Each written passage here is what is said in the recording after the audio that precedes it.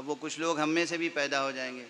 یہ غالی ہے، عقیل الغروی غالی ہے، عقیل الغروی صوفی ہے، عقیل الغروی گمراہ ہے، عقیل الغروی جو ہے وہ رسول کو خدا بنا دیتا ہے، علی کو خدا بنا دیتا ہے. ابھی کل رات کی مجلس میں میں نے کہا ہے کہ علی کو خالق نہ کہو، علی کو رازق نہ کہو. یہ بھی نہ کہو کہ علی جو ہے رزق بانٹنے والے ہیں. رزق تو علی کے نوکر بانٹتے ہیں.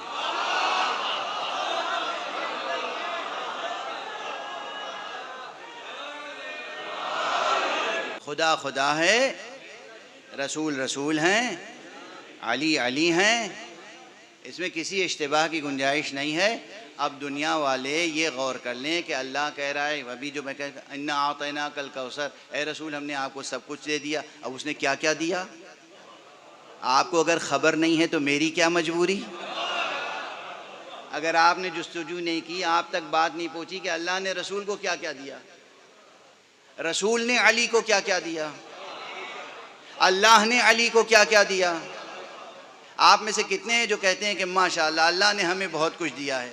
آپ کو اللہ نے بہت کچھ دیا ہے، سوچیے علی کو کیا کیا دیا ہوگا.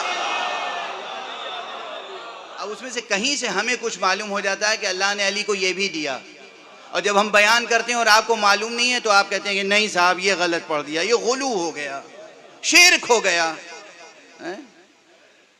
کمال ہے.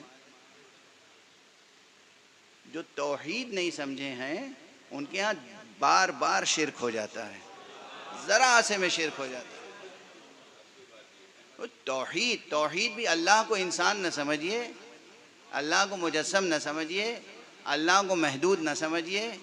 اللہ اللہ ہے، خالق ہے، نامتناہی ہے، بے کرا ہے. علی اس کی مخلوق ہے. ہم تو بس اتنا کہتے ہیں کہ اس کی مخلوق میں جب اتنا ہے تو اس میں کتنا ہوگا.